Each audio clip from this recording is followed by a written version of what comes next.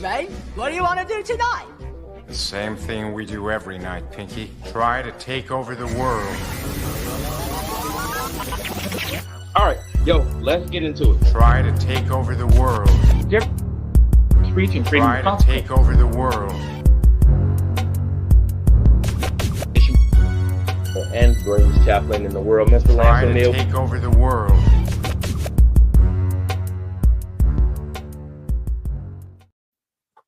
What up, everybody? It's your boys, the Pogues. We are back on another Sunday.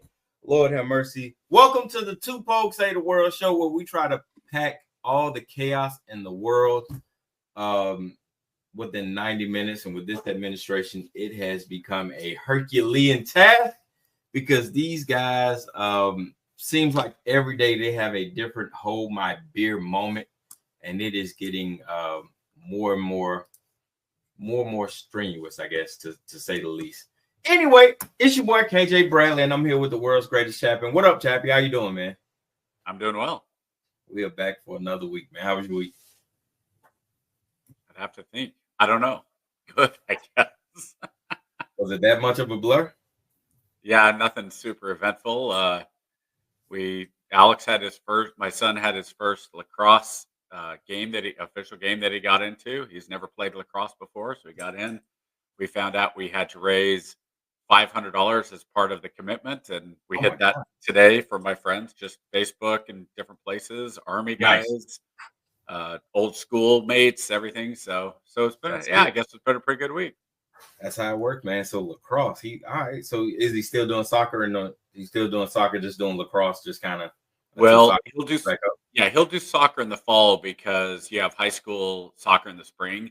Yeah, and he didn't make the JV team again. I think that there's some stuff there's some stuff involved in that I won't go into. But anybody who says that there aren't politics in high school sports doesn't know what they're talking about. So there you go. It's politics and everything. And with that, we got 90 minutes, man. Let's jump into it and try to get it going. Hey, we got Liberty. Yo, we missed you last week, man. I was expecting to see you bright and early last week, Liberty. But I am glad to have you here. Let me see if we can get your comments going. And Liberty, because you weren't there, KJ said, it's all good, I am man. not going to give my list of what white people need to do because Liberty is not on. And so I will not give that list because Liberty's not here. Yeah, that's exactly what happened. No, man, I'm just glad to see you, man. I'm always glad to see you, man, and always looking forward to see you. Looking forward to seeing you having a robust conversation. Anyway, let's jump into it, man. We got 90 minutes, so let's get to it, man. Let's see what we got up first. All right, so post checks. Are you ready? All right, so OPM sent out I guess there was some confusion initially to the department heads about a performance checklist. And thankfully we had our special government employee who's not in charge of Doge, but kind of advising Doge and the operations of Doge, sit in on a cabinet meeting and then give his directives to the secretaries of the government on how he expects his mandates to work, which was extremely weird. I still haven't figured out how this organization works, but I got it. But anyway, long story short, what happened was after the directives was sent out, the president then said, yeah, whatever Elon says goes. So I expect you guys to toe the line.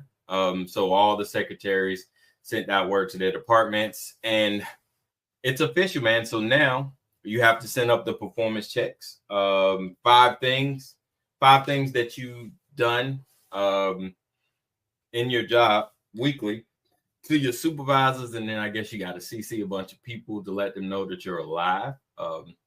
As the special government employee said, it's just a post check, just to make sure you're alive. We want to make sure that the people who are employed are getting paid. I feel like there's other ways to do that, but sure, whatever. What are your thoughts, man? What are your thoughts on the post checks? Well, when we first saw this, I have a buddy that I've known for 20 years now. We met in 2005 in the military, and our second colonel we had together was named Andrew Doring, Colonel Doring. He would say, I want you to be able to answer anytime I ask you, what did you do for the Army today?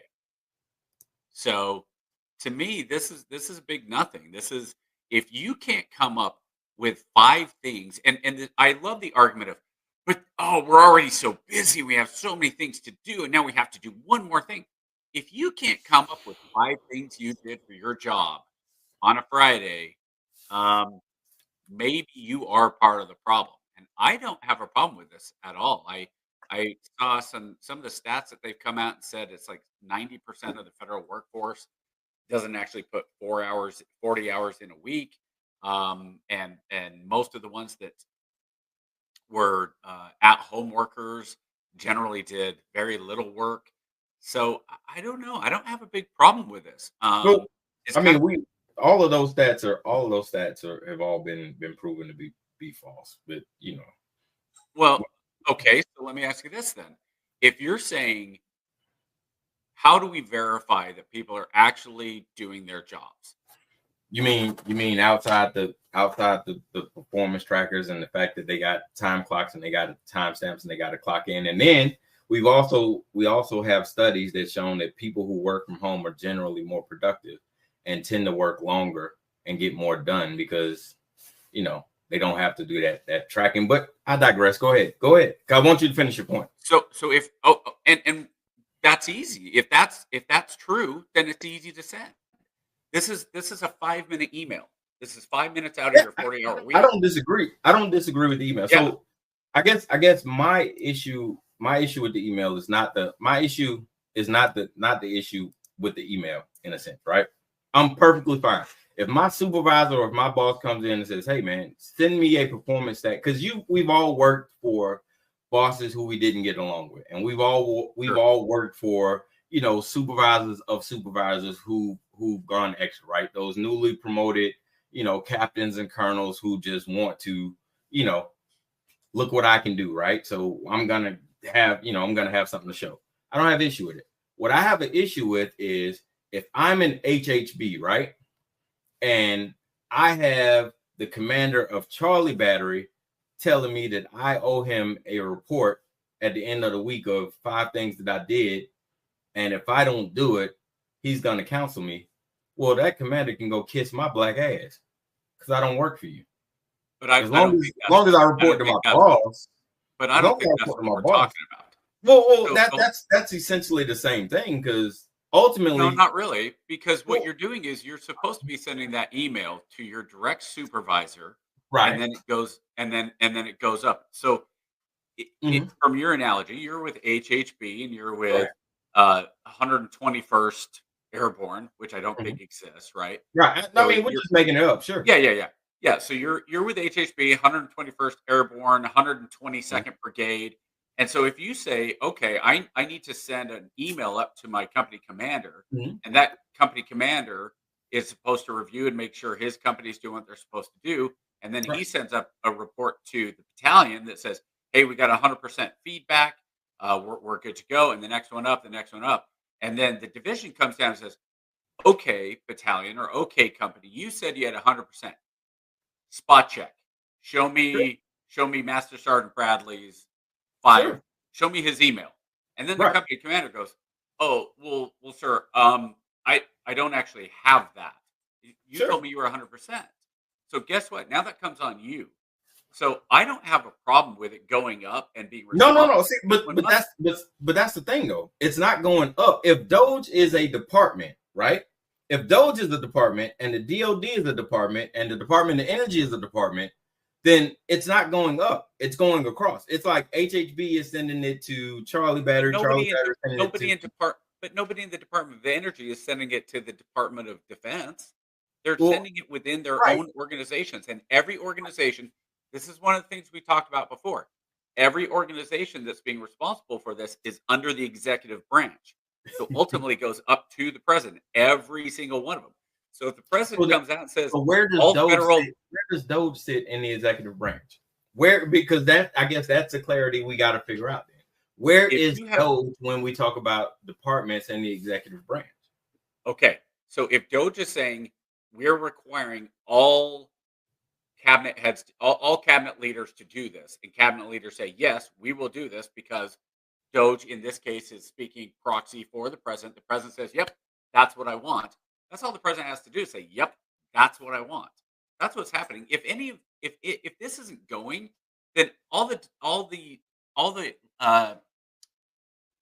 cabinet member has to do is go to the president and say, "Hey, sir, we're not doing this." And the president says, "Really? Why not?" He says, "Because I'm not going to do what some guy Elon's going to do." And the president says, "Okay, I'm telling you to do it." That's what's going on. If you're talking about some of these higher end stuff, Right. because But ultimately, that's not what's happening. You're reporting to Doge. how do we know? So if you're reporting to Doge, then that places Doge on the hierarchy below or on level with the executive branch. Yeah. What it does is Doge is being basically a clearinghouse. So everybody think about it like this. Every Mhm. single person that get hired by the federal government has to go through OPM, right? That's who does Yeah. Office Yeah. of Personnel Management, That's right? correct. Yeah.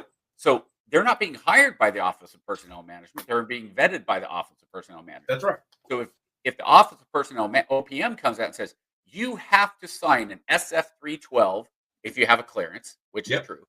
Mhm. If you're going to be hired, you have to have these certain things, right? So That's you're right. not like, oh well, I'm not telling OPM that because I'm working for the Department of Energy. Well, Department of Energy is going through OPM. Right. Now you Right. can say that Doge is unofficial. Fine. Oh, Doge can be unofficial, but as long as President Trump says that is what we're doing, that's official enough for me because this isn't by law, right? You're absolutely right. Now, So now I want let you to me hold let that me thought. double down real quick. Hold on. Let me finish that thought. That is probably the only part of all of this that I really have a problem with. My biggest problem with this comes down to these executive orders and things that are being done. Now, if Trump sends out an executive order because he feels like, okay, now I have to, I'm going to send an executive order per what Doge just said. You're going to send up an email with 5. Okay, we could do that, and that's fine. But to me, the biggest thing that should be going on is most of this stuff, and this isn't necessarily the 5 question email, but a lot of the stuff that's going on with the administration, and this isn't an issue I had with Biden, with 45, with Obama, go back, is a lot of this stuff is being done by executive order. And it's basically, some people will say it's bypassing the legislature. I also think it's giving the legislature a reason not to work. The legislature, in a lot of ways, is going, yeah, okay, hey, that way we don't have to do this. We don't have to do our jobs. It's like the budget. I laughed at what you said about the budget. There's a Republican budget. I laughed because that's the first budget that'll be passed if it gets passed in something like, what was it, 28 years or some ridiculous number. When you have I have talked about additional constitutional amendments. We want the Mhm. 28th, 30th, right? We wanted the 28th Amendment to say Congress shall pass no law from which they are exempt. Yep. I've heard this one before. New amendment that basically says if Congress does not pass a federal budget, a federal balanced budget every year, every member of Congress that fails to meet that congressional obligation, because that's a constitutional thing, fails to meet that congressional obligation will be ineligible for continued election under the United States law. So if you're a Okay. congressman, if you're in the House and you don't pass your budget or the Senate, you don't get to be reelected. I would love stuff like this because all of this comes down to that accountability. And if the whole point, now you don't have to agree with how this accountability is being done or Doge. I know you have a problem with Doge. That's the Warren Yeah. Buffett. But yeah, or the recommendation. So Yeah. yeah, great. But Mhm. ultimately, I gotta tell you, the stuff that's going on, I don't have nearly a problem as you do. Mhm. For 2 reasons. 1, we're on week 5, so we'll Sure. see how it goes. 2, let's say with the money, turning the spigot off and saying, "We need to stop everything. We need to have a hard stop." In the military, you have safety stand downs. To me, that's what this is. This is a budgetary stand down. We are stopping the money from flowing to basically everything, and then we'll turn it back on as needed. Certain things like USAID, I just read something that only 7,000 NGOs get 90% of all federal aid that goes from the U.S. as far as the NGO. So they eat this money up, and then where's it goes? Where's the accountability? So I don't have a problem with a lot of this. I think the accounting, assuming this is true, assuming that what we're being told is true, is that a lot of the accounting items that come out are not line items, and they're not actually saying this is clearly what this is for. And there's a lot of, and some of the stuff that's there, I mean, that we've seen Doge shut off transition, gender equity in Ecuador, $15 million. But then they had to go back and backtrack it because that wasn't true. Well, I don't know. When you go onto the Doge website, there's still a lot of stuff that you go, wait, what is this for? So no, that's the thing. See, and that's where we have an issue, or at least I do anyway, right? So Doge has this thing for sensationalism, right? They'll post and they'll blast out into the echo chamber. We just saved $8 billion, right? And then they'll post that out loudly and proudly, right? And then Elon will go on a press tour and it'll get pushed out and everybody will champion. They'll be like, oh, Doge just saved $8 billion. And then quietly, without any fanfare, they'll say, oh shit, I made a mistake. It wasn't 8 billion, it was 8 million. So then they'll go back and they'll change it, right? So people who aren't paying attention, the last thing they heard is, oh, Doge saved $8 billion. But they didn't hear the fact that Elon had to swallow his pride and admit, oh, we made a mistake. It's now 8 million, right? So KJ, whether it's 8 million, whether it's 8 billion or 8 million, is it still not a savings to the United States taxpayer? Not really. No. Because the operating budget of Doge is $14 million a day. So you're still 5 million in a hole. Where's that number from? Based off of, as of, what's this? This is March 2nd. So this was February 23rd, I think, was the last report that I got. I have to go Doge back and look. Administrative budget. Yep. So they're somewhere around 14 mil a day, plus or minus. And that's fine, which is cool because it takes money to make money, right? I'm curious. Is that self-reported? That's self-reported. That's what they're saying. That's what they're saying they need. That's what they're saying. Yeah. So and people misconstrue my feelings on that. I don't have an issue with Doge. Well, I lied. I have several issues with Doge. But my issues aren't what people believe. My issues are, one, they lack accountability. Two, they lack vetting. They're just able to throw numbers out there, without proper vetting, and they have no QA/QC, right? So they can just come in and, like the whole Jimmy Carter thing, right? They went out there and they said, oh, well, we were able to cancel contracts. Come to find out, it was the contracts from the presidential death of Jimmy Carter, which is, I mean, in a way it's a win, but the way you said it is just, patently false. But I guess a win is a win. So it doesn't matter how you get it, I guess. It counts, right? Either way, time will tell. Time will tell. I just, I'm an old country boy, man. And you can see it. I don't know. Because I go on to the wall of receipts. And if you're saying they get updated, I'm curious what they get updated or how often they get updated. Right? So according to Elon, they update it every day. But from what I can track, I haven't seen a daily update. It's kind of sporadic when they update. Well, and I think some of them are by day. So I'm just scanning through February 14th has,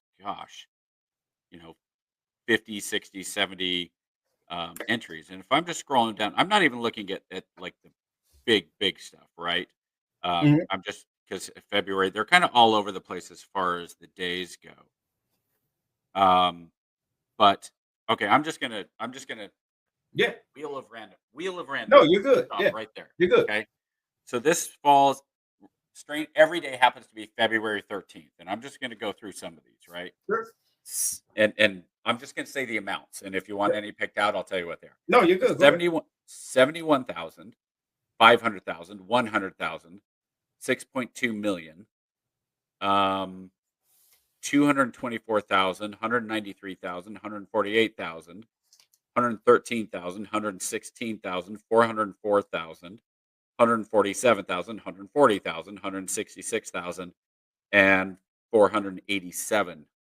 thousand. So just adding those, I mean, there's one thing in there for 6 million. Now, I don't know if that's a cut or if that's a savings, right? Because there's a Mhm. difference on the website between there's two different things. Let me go all the way back up to the top. It says total value of contract, and then the savings. So Mhm. some of them, I'm just going to go again a random. Well, that was February 12th, so let's go a different day than that because I just did the 13th. And some of them are zero. Okay, here we go. Uh, 13th again. Let's just go 13th again. 42,000, 454,000. Let me just round up. 500,000, 500,000, 600,000, 600,000, 600,000, 700,000, 700, 700, 800, 900, 1,000,000, 1,000,000. Oh, it looks like these might be in order of the date. So they just go bigger as the date goes. Oh, yeah. Okay. So by the end of February 13th, there was a savings on two things. One was 11 million, one was 14 million. So let's say that one. The 11 million. Oracle Health Government Services. The total contract was 13.7 million, and so the total savings was 11 million. And you can go in and Yeah. pop it up and look through. So, Yeah. like I've said, if you're turning the spigot off and then you find out, wait a minute, Oracle Health Government Services does need a contract, right? They need to provide the service for whatever Oracle Health Government Services is doing. You can go back in and say, okay, you have the contract, or whatever, you verified that this is worth it. We're going to give you your money back, or the contract, or we're going to re-up the contract. Because of where we've been in the past, I don't want to say 4 years. I want to say for the past, as long as anybody knows, the federal government has been a moneymaker for those in power, for both sides of the aisle. Don't get me wrong. I think that, Eisenhower, maybe, probably. well, I'm sure I think even Eisenhower Eisenhower, was who's probably the American. first one. Eisenhower was like Well, the first one that kind of spoke out about it. Like, hey, this is yeah, and probably he came out against the, yeah, yeah, his big thing was against the industrial war complex, and he saw what was going on. But and the DoD's always been horrible yeah, about that because the DoD will come in. Did you ever see that movie with Kelsey Grammer where he was the general who was in charge of coming up with the Bradley vehicle? And originally it's a half comedy, but it's based on what actually happened. Like the original Bradley vehicle was supposed to just be a very basic couple steps up from a Humvee. It was a troop transporting. It was supposed to yeah, have like six wheels, up armored, the bottom open. People went in, they drove off. yeah, And then everybody started, well, what if we added this gun? What if we added this gun? And by the end, you're talking about hundreds of millions of dollars for a yep, vehicle that was supposed to essentially be a truck. yep, And instead they made it this fighting vehicle that really wasn't a great fighting vehicle either. So it's kind of like those type of things. You have so many examples in the DOT of the Navy had, there's this awesome little ship that was supposed to do this and that and the other, and the Navy went, we can't use that. We don't want that. And it stayed alive forever because of one. It was built in, like three or four or five different yeah, congressional, and each of the congressmen went, well, hey, that if we got rid of that boat contract, that would hurt a lot of people. The Pentagon Wars. Thank you, Liberty. Yes, that's exactly what it yep, was. And so it's stuff like that if you say, well, the DoD is the worst at it, I will agree to a degree because the DoD has more R&D than just about anybody else. And there's a reason. At least you and I have discussed constitutionally. Let's see if you remember what it is, KJ. What are the two things the Constitution guarantees by the federal government? I don't remember, man. It's been a long, The military is the one. What's post, the other right? one? Remember? And postal. Post office. There you go. Yeah. Right.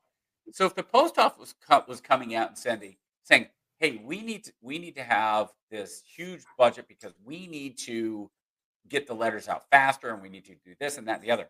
The funny thing about that is The post office probably could do that if we hadn't subsidized Amazon and the shipping. That's why Amazon shipping is so cheap, is because they've gotten hundreds and millions and billions of dollars in subsidies from the government. So when people talk about things like that, there's always places to cut. Look, and here's the other thing: if people want to go after Musk and say, "Well, Musk has these contracts, and they're not," I guarantee they're not going to look at those contracts. I hope they do. I would love for. I think it would have been smart for Elon to do this.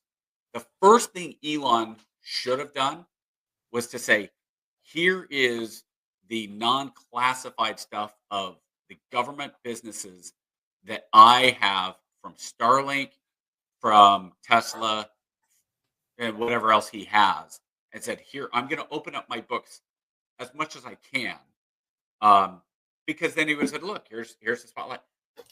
Of course, he didn't, because they're going to start with the stuff that is hemorrhaging money, like USAID and some of those other things. But like I said, let's say Doge exists past what was it, July 4th, 2026 was the day they said originally they were going to cut it off. Possibly, sure. And I hope it does, because if they cut it off, it means that they have tightened the belts. It won't. But yeah, austerity will continue, and it should. Honestly, austerity will need, because let's say the next administration comes along and they go, "Hey, now we need to start looking at things like Medicare, Medicaid, Social Security, DOT, the third guardrail stuff." I personally, I hope they keep going. I hope they keep digging. I hope the FBI comes in and investigates every member of Congress that personal wealth has increased by more than 10 times, let's say.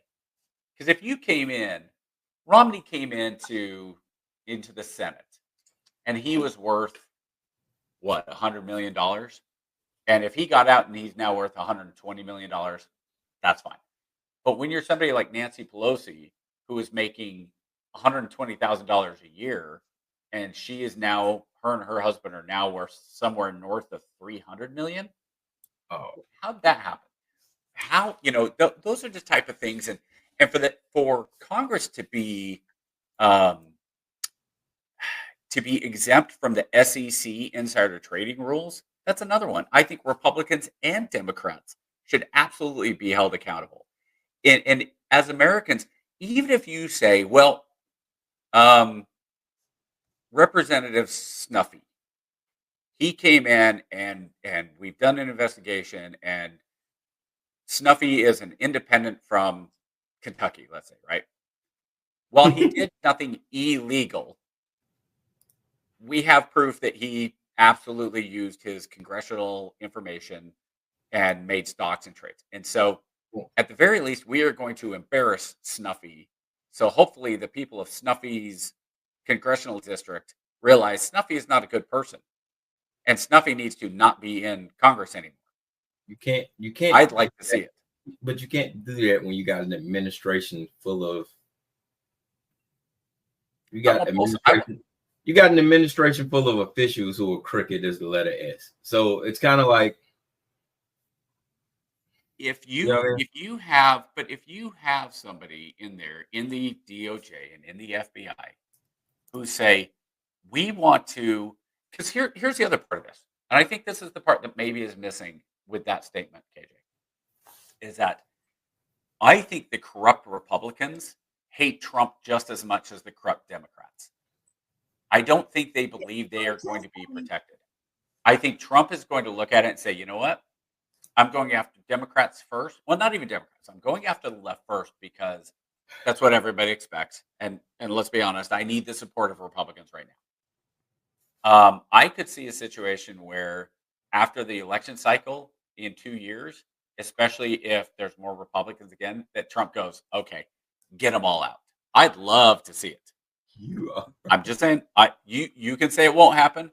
I love it probably won't happen. I love you for your optimism, but just as sure as the sun shines, yeah, as sure as it's the sun shines in the east, that is not gonna happen.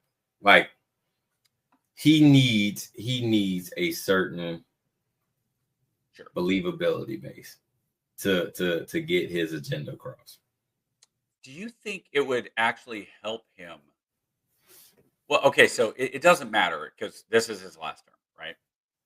But do you think whether it's the Republicans and Vance, and I'm going to give Trump credit to say he believes that he's a Republican. Remember, he's not a conservative. Stop it. All right, stop.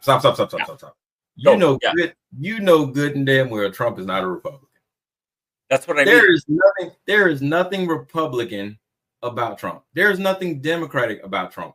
Let me be explicitly clear. Trump is a grifter. A grifter. What happened was he got called out by the Democratic Party, and when he realized that wasn't the play, he went ultra MAGA. Because why? The Southern strategy works. It has worked, and it has always worked. And once he realized that the Southern strategy worked, he was able to manipulate it and make it work. Because Trump wasn't always this explicit. Like, we can go back and look. We can go back and look. You know, Trump, when he first ran, was not running to win the presidency. That's what grifters do. It was a money grab. Hold on. No. That's not what. When he first started, he came out and he said, there's a certain number of things, including wasteful spending, the border, certain things that nobody's talking about. Illegal immigration was one of them. Nobody's talking about this. So if nobody else is going to talk about it, at the very least, I'm going to. What election are you looking at? Trump ran on the stop it. Trump ran on the fact. Trump ran on the fact that a black dude had a damn birth certificate. He wouldn't even show his damn taxes, man. Stop it. Don't do that. We cannot do revisionist history. Trump was a grifter. Stop it. No. I'm not going to let you do that. What was the grift? What was the grift in 2015? What was the grift? Trump saw it as a money grab. Trump saw it as an easy play. There was a whole left after Obama, and it was an easy play, and he fit right in. He slid right in there. No, Trump did not run as a racist. I did not say he ran as a racist. I said he ran as a grifter. He ran as a grifter. When Trump does not see color. Trump doesn't care if you're red, blue, purple, or green. Trump cares if you can provide a profit to him and his enterprises. Yeah. Let's not get that twisted. Let's not confuse the word grifter with racist. Trump does not care if you are white, blue, purple, or green, right? Trump cares if you can provide a profit to his enterprises. That is the definition of grifter. After Obama, he saw an opportunity. But to get into, as a grifter, to sell books and to increase his viewership in The Apprentice Part 2, right? To increase his value of Trump. Welcome to Trump Towers, the home of former presidential candidate Donald Trump, right? You still have to come to the table with a couple of policy things, and he did, right? And so at the very least for him, it was fine. I'm going to go sell books. But I want a couple things talked about that nobody's talked about. No, he didn't. In 2015, you had very reasonable conservative Republicans. Trump made a wave by being the anti-conservative. Trump made a wave by being the loud, brash anti. He took the Southern strategy and he said the quiet part out loud. He attacked everybody. On their primary. What's the quiet part out loud? The quiet part out loud was, hey, the immigrants are taking your money. The blacks are taking your jobs. We need to stop all of this shit. And I'm just the guy to do it because all of these other guys are in bed with them. And I'm the one on the outside that's they don't own me. I got my own money. So I'm going to come in and I'm going to, what he said, clean out the swamp. That's what he said. That was the quiet part out loud. Clean out the swamp. And what happened was. What you just said was racist. No, it was not racist. That is not racist at all. The immigrants are going to come take your stuff. Or come over. The blacks are going to take your jobs. What parts of those aren't based on race? So if we base that off race, then the whole American experiment is racist because that's Southern Strategy 101. That's the Southern strategy. Tell me that's not. Southern strategy is based on racism. The Southern strategy is based on racism. Oh, I mean, yeah, technically. I mean, but shit. so is the country. Yeah, the country's based on racism. So I'm saying, like, there's an element of racism. Agree with that. But what I'm saying, there was an element of racism in there. But what I'm saying, Trump was not coming out saying that, this is about race. Trump was coming out saying that I am an anti-conservative, I am anti-establishment, and I'm just the guy to get the job done in typical Berkshire fashion. But what policies, what you just said, though, was actually, I think, right to a degree. He said the immigrants are coming across the border. He didn't say blacks are going to take your jobs, but he said, look, there's going to be issues economically, especially. But he was saying, I'm going to bring up a couple things. And then, so he came in, like you said, let's say have to make money, have to say, hey, I'm going to get a couple issues. And then people, not only, it wasn't just, it's this weird thing that happened, though. It wasn't Republicans and conservatives start going, I really like what Trump is doing. You know who pushed it? Were all of the people, all the media on the left going, Trump's such a joke. If we push him forward, there is no way Hillary could lose to that blowhard. Remember, because it was supposed to be Jeb. Yeah, it was Jeb's election to lose, remember? And then Jeb got exposed by Trump. Exactly. Right? And then people started going, hey, you know what? Trump's actually pretty good at this stuff. Yeah. Now, administratively, we didn't know what he was going to be. We didn't know policy. All we knew is here's this guy who's rich, who's brash, who everybody's kind of seen as, he's a celebrity, but he's also he's a caricature of the rich New Yorker. He's been loved in the past by Democrats. They loved him. Yeah. Whoopi Goldberg used to be good friends, et cetera, et cetera. Great friends. Yeah. Right. So when he came along, he got pushed by the left. And so then for those when he finally won, he came in, and I think, and he said this on the Rogan podcast, he said, I didn't really know, because Rogan asked him, what was it like the first day in office? He said, wow, I mean, it was kind of surreal. Like, I never thought I was going to actually be the president. I said it, but, who really knew? But I didn't know who I was supposed to hire and what was right. So I started listening to people, and I listened to the wrong people. That's how John Bolton stayed on with his position, et cetera, et cetera. Yeah. So the second time when he came in, I think what he's done this time, and you can say Elon has wormed his way in, or what was Lord of the Rings? Was it Wormtail? It was the guy who came into the King of Rodan and made him all old and shriveled, and because he was never seen it. Wormtail. Oh, okay. Never seen it. Sorry, I'm nerding out.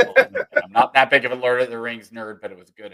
So basically, Musk might be talking in Trump's ear, but I think what Musk is saying is, hey, you know what? This is what works in the business world. This works in the business world. So let's, and you and I both saw our friend Corey's post. Here's Trump who says, I know how thank goodness we're trying to run the country like a business. It's about time we get rid of all this waste and excess. And I think that most people who voted for Trump are looking at this, and there are people who are against it, and I think we're going to talk about this here in a minute. Mm-hmm. Of course, there's going to be pushback, and there's going to be, people who go, well, I didn't vote to get fired. And I sit there and go, okay, what job are you in?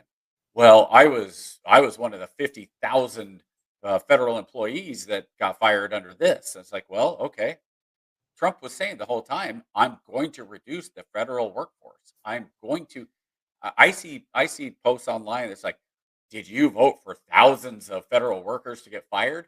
No, I voted for millions. Like I think I saw a post, and I was telling somebody, and somebody was like, "Oh, well, Trump's a liar," this and that. I said, "No." I said, I might not like POTUS 47, right? And I might not like his policies. I said, but one thing you are not gonna say is he is a liar. That joker came up there, and he's probably one of the most honest, transparent guys in that I've known as an administrator in a very long time. Outside of the Project 2025 thing, which I'm starting to believe now that Trump is more a willful, useful idiot than maniacal genius, because he's so consumed with the stuff that he got on his mind, he could care less about what's going on as long as his agenda gets done, right? So all these other people who had agendas, more so him. But yeah, he could plausibly, they could have told him about it, and he could have been like, yeah, that's great. I don't care. This is what I need you to do, though. As long as you get this done, I don't care about the rest of this stuff. So very conceivably, that could have been an issue. Hey, President Trump, this is what we want to do. These are these are the liberty, whatever the hell they call it. And this is what we're gonna do. And Trump was like, yeah, hey, all of that's great. I don't give a shit about none of that. Do this, and then after you do this, have fun, right? And I'm starting to see now that that's more his personality than any of this other stuff. So when he was like, when he says, I don't know anything about Project 2025, I can reasonably sit back and be like, yeah, no, that probably checks out, because you can give him about maybe 6 minutes, and then after that, he's probably checked out into something else, man. I just we've talked about how much Project 2025 and conservative thought falls in line. So again, that's not to me a big deal. Yeah, But it is I it is think Christian so. nationalism heavy. So I'm So I will I mean, tell you that's one of the thing that you said that made me smile was when they come in and say, "Hey, Mr. President, we need to do this, this, and this," and he says, "That's fine as long as you do that." Meanwhile, our last president, they came in. Remember that story that Speaker Johnson came in and said, "I came in and said, sir, why'd you cut the funding off?" He said, "I didn't cut the funding off for that." And he said, "Mr. President, yes, you did. You signed the executive order." He goes, "I never signed it." So we had a president that didn't know what he was signing. He's like Henry Blake with radar. "Here, sir, just sign this."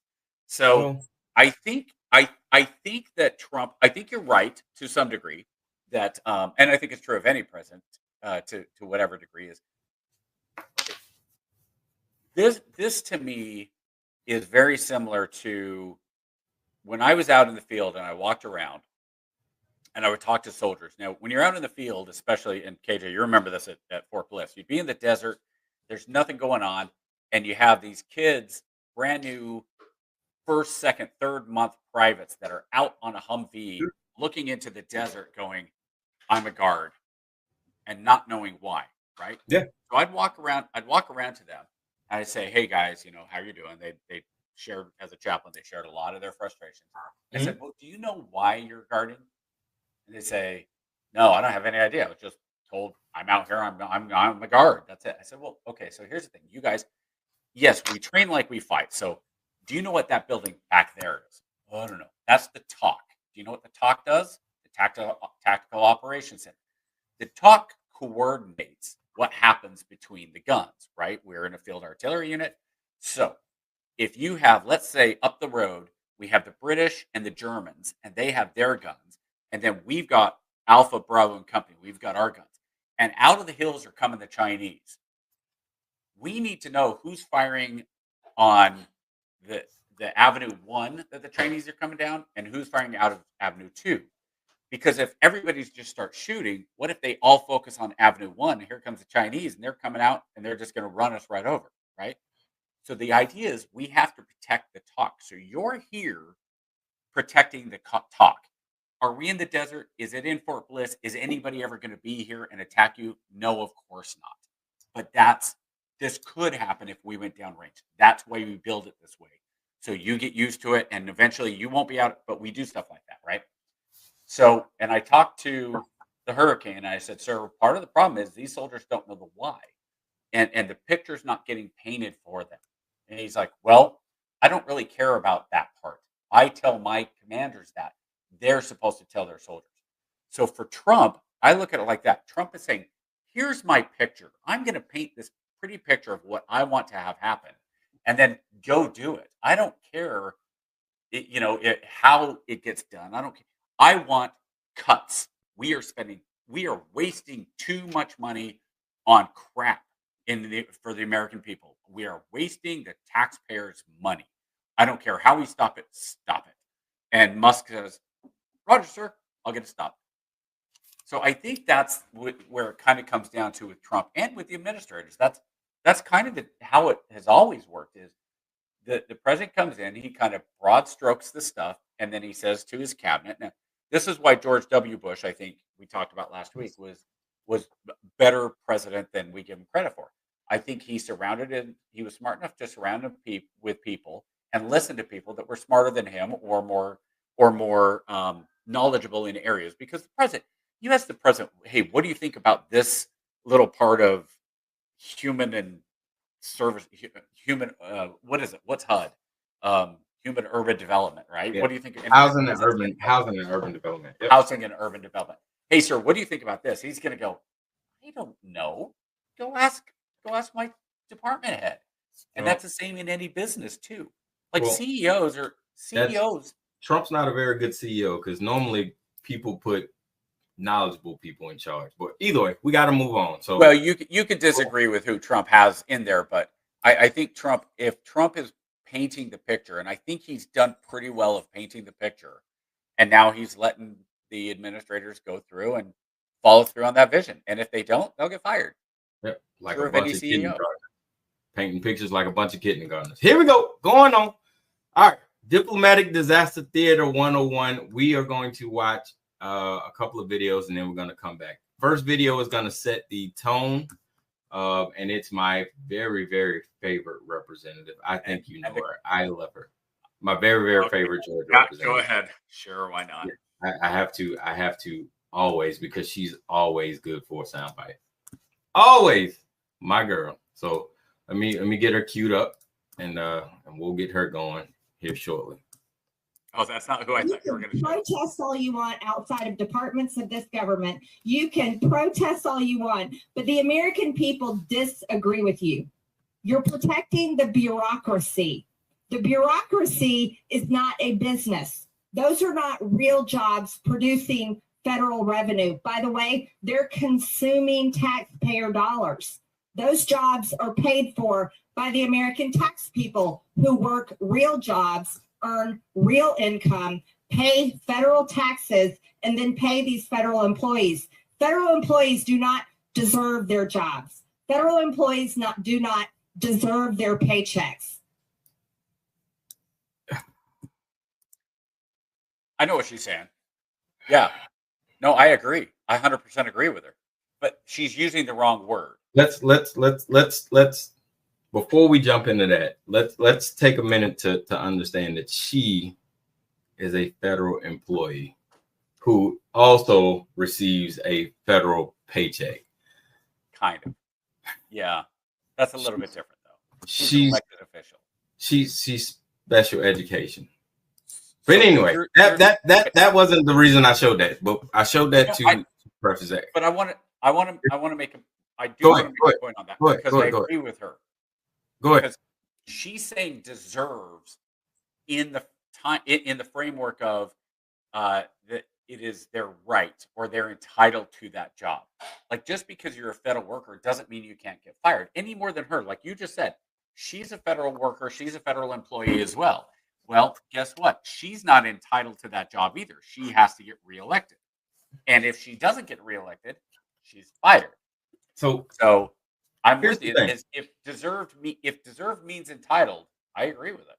Here's the thing. We got to stop interpreting what they're saying, because if you're smart enough to get elected to be a representative of and a government official, then I have to assume you're smart enough to use your words to express what you mean, right?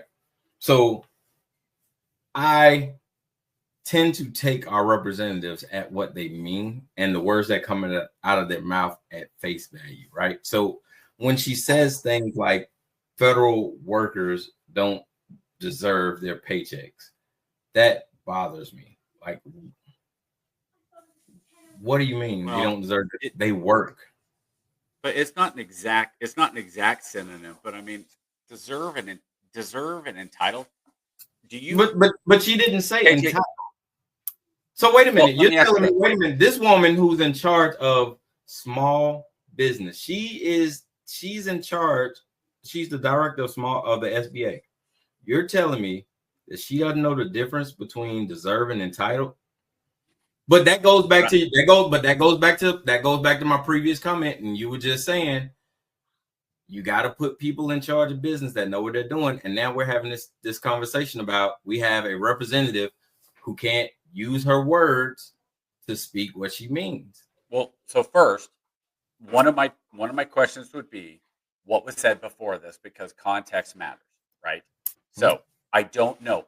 It could be something as simple as she's responding to somebody who says, hey, I've worked at this job for 10 years. I deserve to continue working here. Well, now that changes the entire statement of what she said. Well, no, I'm glad you asked. So I don't know. Well, no, I'm glad you asked. And that's what the lead into that is. Her response was to the backlash that the representatives were getting at the town halls. And she was asked about it to give her thoughts. And that was her thoughts on how those federal workers should feel. And basically she said, yeah, well, they don't deserve to get paid because they were basically doing nothing. I think that's semantics. Well, I don't. I do. As semantic as they are, I don't believe that's an unreasonable expectation for you to be a leader and not use your big girl words. And this isn't uncommon of her. If you tell me, hey, this is a mix-up, this is one, right? So eventually there has to be a pattern, right? Eventually there has to be a pattern set, right? First time we can say, okay, well, she misspoke. Second time she was having a bad day. But when you have a series of, let's say, unfortunate quotations, eventually there is a belief system that just, that has to get attached. I'm not supporting her. Trust me. I don't think she is qualified in a lot of ways to be a member. She's in charge of the SBA. Appointed by President Trump. Great. And I wouldn't have appointed her. I wouldn't vote for her. But the message remains. I'm down with the message because to me, if I read that as opposed to her saying it, right? If I just read federal workers do not deserve their job, to me, I would read that and say, oh, whoever's writing that means they're not entitled to it. Right. That they don't deserve it. Here, does somebody who's on SNAP is food stamps, right? SNAP, yes. SNAP. Okay. Do they deserve food stamps? No, absolutely. Do they deserve them? No, absolutely not. So to me, that's the same thing. Like, do they now? Right. Can they go in and can they apply for them? Can they get them if they're qualified? Sure. Do they deserve them? No. Absolutely. And to me, that's the same thing. Is just do federal work. Now, there's a big difference if she'd said something like, well, when military people retire after 20 years, they don't deserve to continue to get a paycheck. Then you go, whoa, wait a minute, because they have earned that. And they stopped her short. She was heading that way, but they stopped her short. MTG is special in that way. But we gotta go. We gotta rock. So I'll tell you, I'm not a fan of hers. Yeah, I don't know how well I know how she got reelected, but yeah, that's your director of the SBA. Let me cue up this next one. For every MTG, you have an AOC. And you look at that and go, how does what's her name up in Minneapolis, Omar, whatever her face is, how does she keep getting reelected? There's always going to be people that you go, how? But you know what? Most people. What was that? Real quick. What was that Eddie Murphy movie where he ran? He ran. Distinguished Gentleman. Yeah, because he had the same name as the guy who died. It's that type of thing. I am an absolute Eddie Murphy fan. Yeah, that was my movie though. But yeah, so all right, so here we go. So let's jump into the next video and then we'll get it queued up. So talking about backlash. So that video sets up the next two videos that we're gonna watch. All right, here we go. Republican members of Congress are feeling the heat from their constituents over President Trump and Elon Musk's cuts to the federal workforce. So we're going to have a town hall. And I'm going to come stand in front of you and take your question. But if you're one just yell at me, that's not going to be up at the county. While the House was on recess, many of these members of Congress had their first opportunity to hold town halls since the start of the Trump administration. And many of them, even those in some Republican-heavy districts, got an earful from their constituents. Who's be represented by you if you don't have a voice in Congress? Are you willing to use your subpoena power to act to say Trump, Musk, come in here, stand in front of Congress and answer some hard questions? The executive branch is running Doge, but under our Constitution, only Congress has the power of the purse. Some of their actions have hurt your constituents. When are you going to wrest control as the Congress back from the executive and stop hurting your constituents? These contentious town halls could be an early sign of what's to come for many of these lawmakers as Americans start to feel the real impact of these Doge cuts. Many of these lawmakers are up for re-election in 2026, so they'll have to walk that tightrope of appeasing the president and their voters. All right, so I am going to now play the response from the Speaker of the House, who gave a rather interesting response, I thought. Before you do that, real quick, I just want to make Yeah. it quick. Yep. Anybody can show up at a town hall, and not one person has Republican or Democrat on their forehead, so you have no idea who the person speaking is, where their core values are coming from. Yeah, that kind of leans into what the speaker was saying. So, one second. Yep. You have seen through this, and we've seen the blowback that some Republicans in your caucus are getting when they go back home to their districts, worried about these cuts or worried about what Doge is doing. Do you have concerns that that's anything that Democrats will be able to use to run against those Republicans?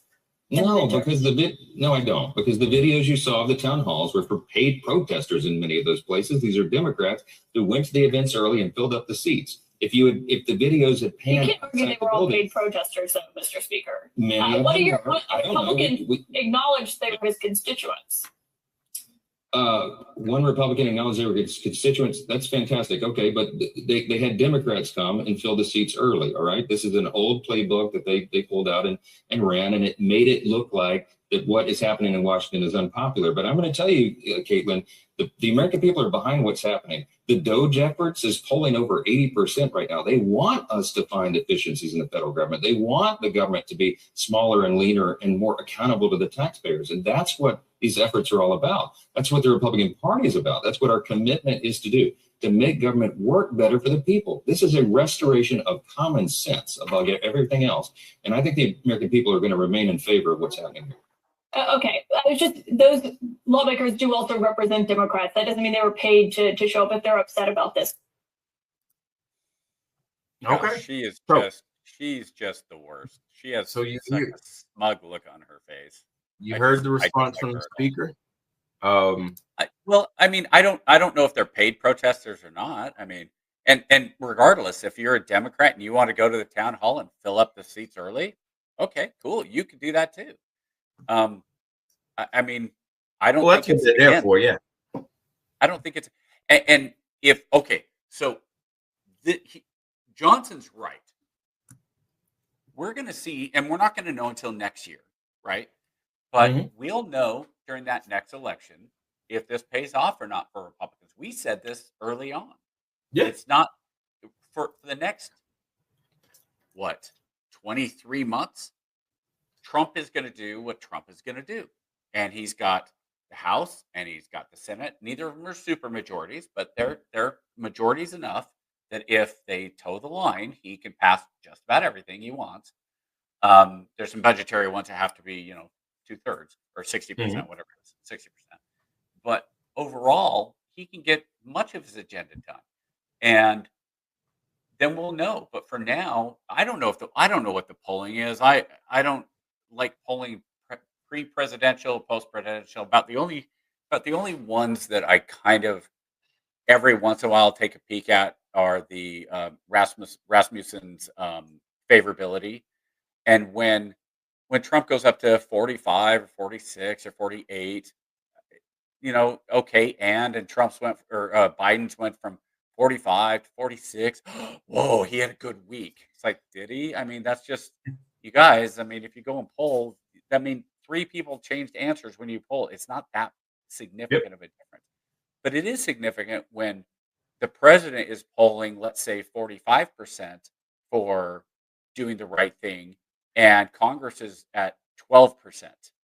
and the trust in the media is single digits. Those things, yeah, those are big deals. So a lot of this is, I don't know. I think a lot of it's just too early on to go back and do a town hall. And okay, cool. I think it's a good job by whoever that congressman is that went down. And I don't know how long the town hall was. My guess is it was probably somewhere between an hour and 2 hours.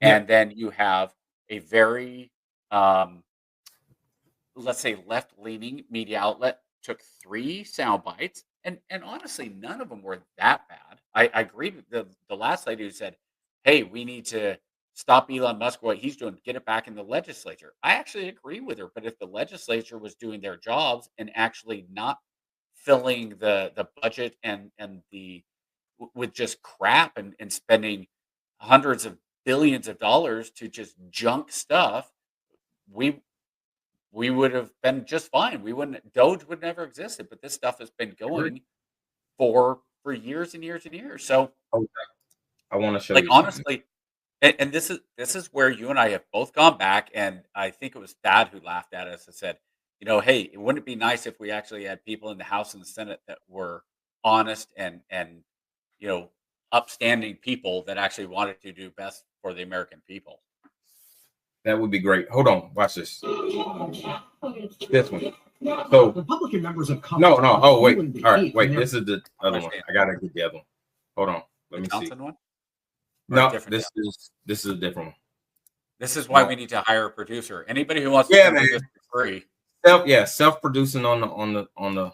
Anybody who can show up at KJ's house, his address is. I know, right? You are more than welcome to come. You will deserve a paycheck of $0 every week if you do this. I said, don't worry about it. I got you. I'm gonna pay you like those. As soon as I can get these efficiency cuts together, we're gonna write you a rebate check. It's not just Democrats.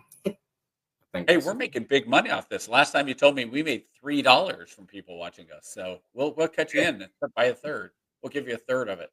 So you are good to go. Don't worry about it. Just as soon as like my daddy used to tell me, as soon as this lottery come in, as soon as I hit this number, I got you, son. Hold tight. All right, here we go. It's not just Democrats, apparently, who have concerns about Elon Musk and Doge. One Democratic lawmaker said she did a town hall in a conservative part of her Michigan district, and this is what conservative voters said they were concerned about.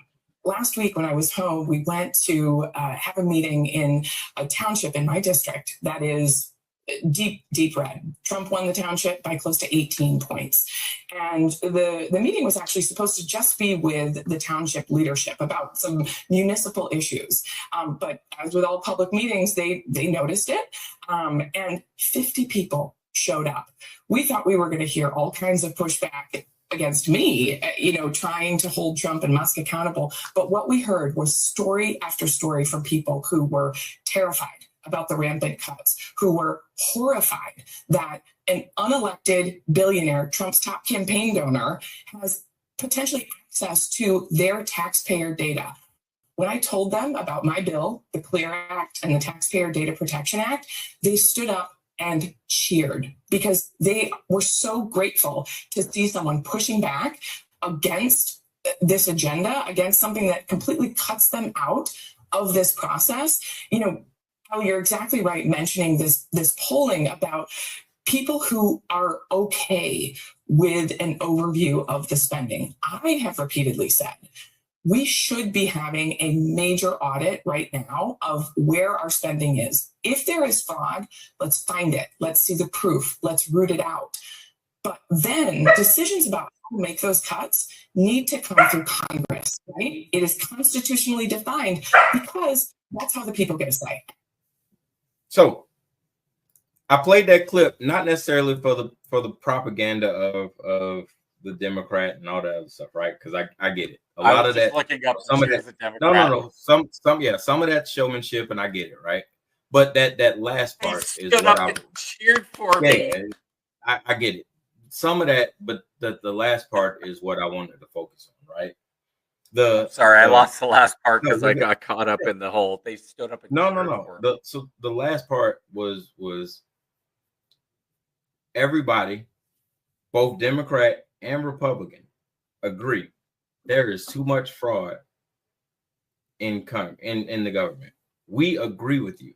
We are not opposed to Doge. Here is a compromise. We want this to work. Here is how we want this to work. Hey, man, if you find something, let us know. We can, that way we can take it to our constituents and say, hey, look, they found it. We eliminated it. This is how this works. And Doge is like, nah, you good. You don't get access to it. And that is where the biggest issue I have with Doge is like, hey, you have a constitutional obligation, right? Because the funding comes from Congress. Funding comes through and to Congress, right? So if you're going to cut funding, it only makes sense that Congress be included. And I'm not saying that as a Democrat, because Democrats are in the minority. So it would go through your party either way. You know what I'm saying? It doesn't matter, but they should at least have a say-so and an accountability to be able to go back to their constituents and say, hey, look, we're not just up here playing around. Doge found, because here's what that does, right? What it does is it takes out all the guesswork. We could essentially eliminate all the BS of Doge found $8 billion in savings, right? Great. Here's the contracts that are bad. Senator Schumer and Senator whoever, I don't know. Who's the Senate Majority Leader? I don't even remember no more. My mind is so fried. But what you do is you take it to the Senate's Finance Committee, once a week. Hey, here are the report findings from Doge. These are the savings we found by order of the president, right? This is what we got. They say, hey, look, all right, that's great, man. These are what you're cutting. Cool, great, we got it. I'm going to disseminate this to all my senators, all my Republicans in the House. When you go back, take this back to your constituents. Let them know this is what we found. This is why we're cutting it. And this is why you're losing your job. Now, as a constituent, I can't be mad because I say, okay, cool. That makes perfect sense, right? If you lose your job, broke it down. Either way. Yeah, but I'm just saying, I have a way of accounting, right? But right now, what it looks like, I just have a eccentric guy and a bunch of yahoos running wild in the government like damn Yosemite Sam doing whatever they want. And Congress has no authority. They don't have their constitutional authority right now. So here's what my thought is. I think Trump and Musk and the Republicans have figured out the winning combination. They've said, if we can cut and we can get these cuts and continue every single week, say, hey, we've cut 10 million, 20 million, 100 million, and we can keep doing this. And this message gets out and we're able to find this amount of money over and over and over and over. Mm-hmm. Why in the world do we want to give anybody else credit for this? We want the credit. We don't want the House to be part of this and the Senate to be part of this because they've been the problem. They had the chance. They should have fixed this on their own. They should have fixed this way before now. So now we're coming in and let's say what Speaker Johnson was saying was 80%. Let's say that's true. If you are a politician and you're pulling 80% on something, you are never going to give credit to anybody else and let anybody else in on that because you're going, like you just said, we have not when the winning lottery ticket comes in. I'm holding the winning lottery ticket. So now what I'm going to do is I'm going to let my Republicans coattail that next election and go, look at what we've been able to do. And every Republican goes, we absolutely support Doge. And if they get asked, well, how did you support Doge? Well, we told them they were doing a good job. Yeah. It doesn't matter. They'll get reelected and they'll win in a landslide. So if it was going poorly, well, yeah, that's probably a different. But this lady, when you say, well, I went into this conservative area and it's part of Trump won by 19 points. Okay, that means he won 60-40. So you're telling me that at a county, some normal county event, 50 people showed up. I'll tell you right now, Democrats on the left are way better at turning people out to events than Republicans are. Sure. They just are. So if you're saying they turned 50 people, these extra 50 people came out, my guess is they still weren't the conservatives that are coming out. It sounds like exactly the people that she said, oh, well, they were telling us concerns about Doge and spending money. And so I said, here's my act. And they all said, good, you're doing what we want. Yeah, that's what Democrats would do for each other. And rightfully so. I mean, if I'm in Southern California and I'm freaking out and so I have somebody show up and I'm like, hey, you're the only conservative in Orange County. So yeah, I'm at your thing and you're telling me something that red meat that you're going to do to stop Biden and his spending. Yay, good job, you. Well, of course. So all of this stuff, it goes to, my wife said something about one of her friends posting something, a friend, and these are all the anecdotal. A friend of a friend lost their job, and that's not what they voted for. It's always a friend of a friend, right? And I went, well, look, this is where I'm with MTG. You don't deserve the job. Okay, it's not a right to have a job in the federal government. Sure. If you go in and you get hired by the federal government and you're doing a good job and you're like, hey, they're asking me for 5 things that I've done for my job. Sure. Here's my 5. Easy peasy. No big deal, right? Yep. The people that seem to be freaking out just because they don't like that Trump is asking. And those are the people that Trump wants to know because those are the people he wants to fire. If you're saying, I don't want to do the most basic thing that is coming down because this administration is telling me that I have to justify what my job, F this dude.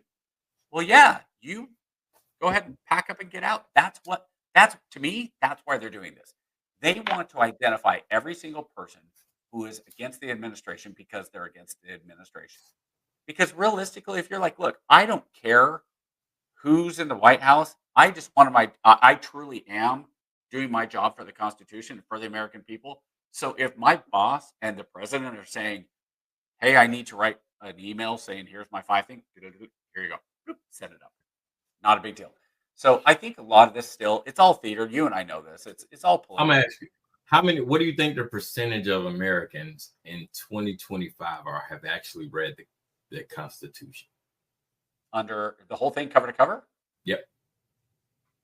Under 5%.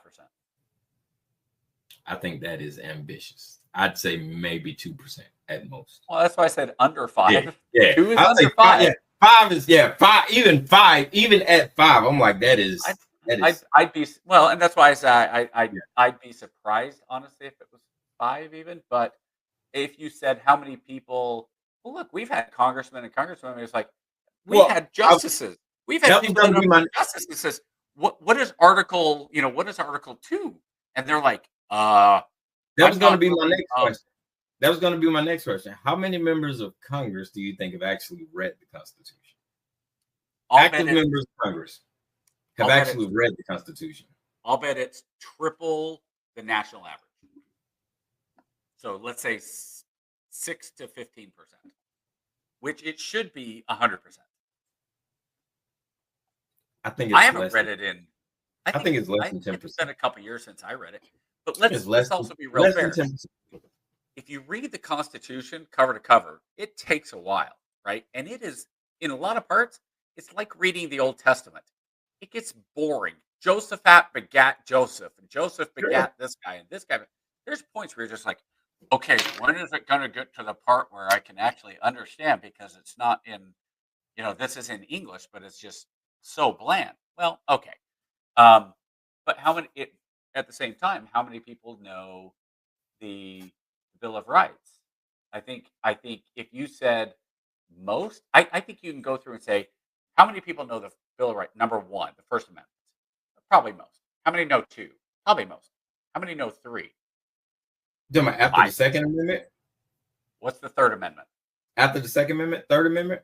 I get stuck on the Third Amendment. So I know. Because it doesn't, it basically doesn't matter anymore. That's what I'm saying. Like after the Third Amendment. The Third Amendment is the quartering of troops. Yeah. Like after the Third so basically like a soldier, you and I can't show up at active duty and walk up on somebody's door, knock on the door and say, you have to let me sleep here tonight. Yeah. Like although that would be really interesting if we were like doing an exercise, go and knock on the door and hey, we've got everybody go take a door, go knock on the door. And when they say no, you say, you constitutionally have to let me come in and sleep here tonight. I literally just seen an episode of that today about Did you? that too, about them arguing about that, about what? Yeah. It's crazy. And then we don't. Most people know Fourth and Fifth Amendment. There's a few, that after like, but if you fair start, trial, civil rights and civil cases, but if you start going into some where it's like 10th Amendment, most don't know, but you start getting some of them know what they are. 10th Amendment is important because 10th Amendment is why all of that went south. The 10th Amendment is why everything went south. So, well, I don't think the 10th Amendment was written for slavery per se. No. It was written. That's the whole reason. That's the whole reason the rebellion existed, right? The 10th Amendment. So here's the other side, though. You have to have a point where you can't have everything in, like as federal government. They didn't want the federal government to be overarching and have the final say in everything. Yes. Whether it was slavery or whether it was trade, whether it was whatever it was, there's a point where you have to go, look, if it's not explicitly federal constitution, then it goes back to the states.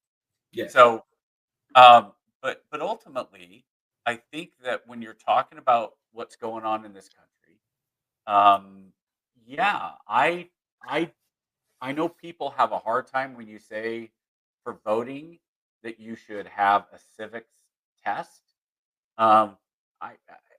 Because then you would have disenfranchisement and all that. But we tried that. That didn't work out too well. Right, and that's why I say, black holes and all that stuff, and that's why I say you push back. But at the same time, what about this? Instead of saying, all right, everybody who shows up to vote needs to. And here's the thing: like if we were doing a civics test before voting, I'm talking stuff like how many states are there, how many Supreme Court justices are there, how many senators does each state, what's the name of the current president, stuff that everybody should know. But instead of that, I think maybe constitutional law or government civics or something should be a required high school class for graduation. There you go. Just teach it. Just put it back where it was.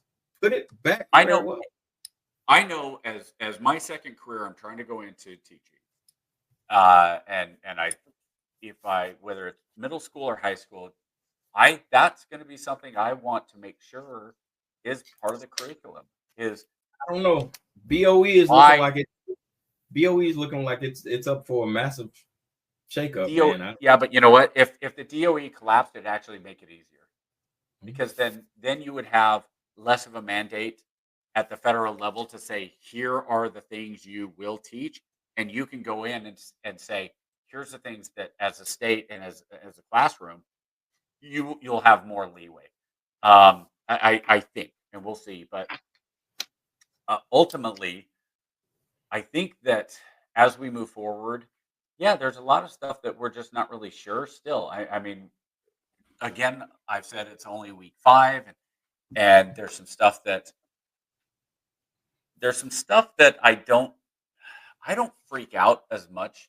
Like realistically, I'm at the point now that I'd like to take that, like what Dave Rubin does with the internet in August, and he just doesn't do anything, just not online. I'd like to do that politically. I'd like to just stop for a month and reset. But I love doing this show too much, so I can't, and I don't want to because of that. We can pick it off where we just take a sabbatical. No. I don't want to do that. Nope, I don't want to do that at all. I like what we're doing. I have fun.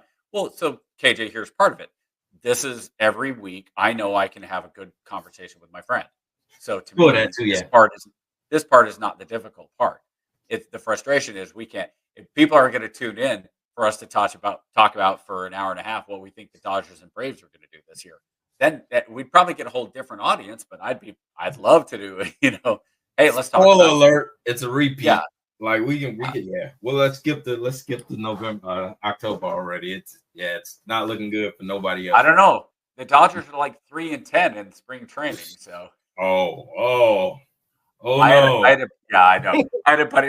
One of my best friends. We're big Dodgers friends, and he sent me something that was like, oh no, the Dodgers, something like that. And I was like, was there an injury? It was like they lost to like the A's in spring training. I was like, oh dude, you can't send me stuff like that.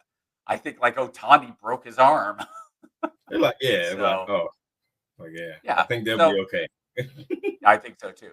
But I think, and that's kind of where I look at the first 5 to bring it back. I look at the first 5 weeks and I go, yeah, I think it'll be okay. I think once it's up and running and some of the kinks get out, and I think you're right. Some of the criticism, I think will be addressed. Like, I think that once Doge gets into the weeds a little bit more, whether it's by federal judges coming in or some of the, not watchdogs, but Trump took care of all of those. So yeah, well, I still think you're still going to have some. You're still going to have pushback. What'll happen is this: if it gets so far off the rails, what'll happen is Congress will get together, and this is where the checks and balances come in. No, they won't. Congress will get together and they'll pass a law. Congress, If our Congress doesn't, that's on them. Yeah, Congress has been inept for the last at least 5 or 6 sessions. Like, this is what, 119? 5 or 6? Since like 112, I think they've just been absolutely horrendous. Like, Congress is shit. Like, if I could, I would fire every sitting congressman and open every seat up on every house. Like, they are useless, absolute garbage. Every single one of them. I would rather put Liberty, Allie, Thad, me, and you in a drum, roll it around, and pick one of the names out and say, you are the next senator, or you're the next representative from this district. Go. Yeah. Like legitimately. Good, bad, and indifferent. Go. Yeah. Just go. Yeah. Like I would have no problem. You and I have talked about this. Especially for president, but I'd extend it to the state. Wait a minute. Did you see this? Yeah, I thought I'd leave her on there, even though it's Red Sox. Red Sox. The Red Sox. See, here's the reason I don't get mad that Allie is a Red Sox fan. The Red Sox don't matter. Red Sox. Not since Big Papi retired. Yeah. Good. My bad, man. Red Sox are fine, but no. But again, if we don't have a country that's done this way, but ultimately, I think if you were to have a situation where you wanted to fix everything, this is pipe dream. I understand this is pipe dream. Don't get up in anybody who, I could see Thad coming on and going, but that's not how it's ever going to happen. I know, Thad. I know. Trust me. But I would love anybody who wants to be in Congress now you could still have congressional districts, right?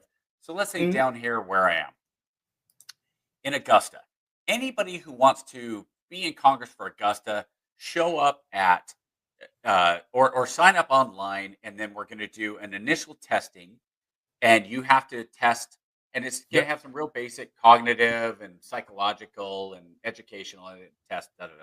Yep. And out of those, for this area, it's going to come up with the 1,000 best scores, right? And then for that 1,000, you can show up on any of these dates to any of these testing centers, and you're going to have a test. And I understand it would cost a few dollars, but I'm okay with costing a few dollars to get. We've spent money on worse. We'll be fine. Right. So you show up on any of these days, and it'll be open 24/7 for this week, the week of Masters. So it's now the testing electoral week, right? Yeah. You show up at any time between 7 a.m. and 10 p.m. at night, and you show up and you sit down. You have your ID. You get validated. You get vetted. You sit down. You take the test, and then out of those 1,000, we're going to take, let's say, the top 100. Yep. We're going to put all your names in a bin. We're going to roll it around, and we're going to pick it out. And that way, anybody who wanted to and had a chance and now has the psychological well-being enough and the critical thinking skills and the understanding of civics, and And however you want to develop that at the state level, you do. Yeah. And that way, you know what? It's probably fairly random. So in the South, yeah, you probably will get more conservative thinking people. In Oregon, you'll probably get more liberal thinking people. But throughout the nation, you're probably actually going to get a pretty good Good mix. balance of a good mix.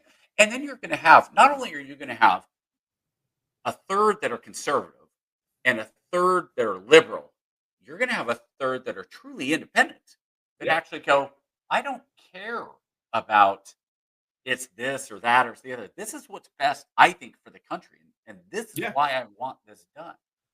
It'll never happen. I get it. But that's the pipe dream. And you and I have said, and I thought Trump said something about it. I only saw one and I didn't read the article. I thought, no. I thought I saw Trump say something about he wanted to push for term limits. And you said if Trump is able to get term limits passed, I will help him. I will help Elon hold the torch my damn self. If I will sacrifice, it's that thing. Remember I talked about I'm willing to deal with all of this if I can get that one thing passed, right? And I always go back to Hamilton because that seems to be my kids' favorite thing. We watch Hamilton like nonstop in this house for some reason. I've never seen it. To be in the room where it happened, right? If I could just make that deal, if I could just make the deal to get congressional term limits, right? You can no longer you want an 11th Amendment as part of the Bill of Rights. Yeah, you can no longer. This is not a get rich. You're not going to come in here and you're not going to stay for 40 years getting fat and not doing nothing. Come in, serve 18 years at most, and get the hell out. At most, that's best case scenario. If people really, really, really love you, that's the best you can do. But they have to absolutely adore you. Yeah. Somebody had the same idea I did. I don't know. It might have been Greg Easterbrook who we had on. Maybe he stole my idea. Maybe I stole it from him. I don't know. I thought it was an original idea I had, but I think the House should be 6 years, the White House 8 years, the Senate 12 years, and the Supreme Court 18 years. And on a rotating, you gotta go. So every 2 years, a justice goes out. Yeah. So I think that if we did that, and that way you're not going to need age limits and you're not going to need some of those things. But I do think that maybe it would be a good idea if you're not going to do term limits that every year that at some point, let's say after the first 90 days, you have to go in and you have to take a cognitive ability test. And so that and the reason I say that is when the election happens, let's say I go up to Congress, right? So I go in the first year and within 90 days, I'm required to sit down and take a cognitive ability test. Well, I have to take it again next year, just like the NFL does with CT and the concussions, right? Right. So what they do is before the season starts, they sit the football player down and they say, we're going to do your testing. We're going to look at all your norms. You're healthy. You're happy. You're good to go right now before the season starts. So now when they go around and later on, agreed, Ali. So now during the middle of the season, you get your bell rung. We can sit down and we say, here's what the test is. And we compare it and go, oh, no, dude, this is where you are normally. This is where you're at. You're sitting for the rest of it until your brain gets back up to this on the cognitive testing, on the concussion protocol. So I think that's a good idea to do. Well, honestly, I mean, you should probably be doing it just for your own well-being as you start to get older. I'm 52, and there are times where I've seriously considered going in and taking some cognitive testing, mainly because I'm forgetting my words is the big. I'm losing some vocabulary, but every once in a while, Heather will come back through and she'll say, "Did you leave the stove on?" I go, "Oh my gosh, I did," and it's only in the last 6 months, and it's not like I'm actively forgetting. It's not like I have something cooking and I forgot I was cooking it. I just take the stove off. Normally, I press stop and whatever. So I have to be a little more cognizant about it. But I'd like to know if my brain is going bad. So I think final thought, that's what Congress should do. They should get their brains checked if we're not going to have term limits, they should get their brain checked every. I don't. So KJ, you've got the last 6 seconds. Yep. 30 If we could, I would I would be out there and I'll put on a red MAGA hat and stump and consider Trump the greatest president to ever serve this republic if he could somehow get that passed. And I'm going on record to say that. That is my ultimate wish. If he is the ultimate disruptor and the ultimate agent of chaos, pass that. And that is my final thought. All right. We are out of time, ladies and gentlemen. We will see you guys same bat time, same bat channel next week. Until next Sunday, have a great one. We're out. Chief Mate, what do you want to do tonight? The same thing we do every night, Pinky. Try to take over the world. All right, yo, let's get into it. Try to take over the world. Try to take over the world. And greatest chaplain in the world, Mr. Lance Try to O'Neill. take over the world.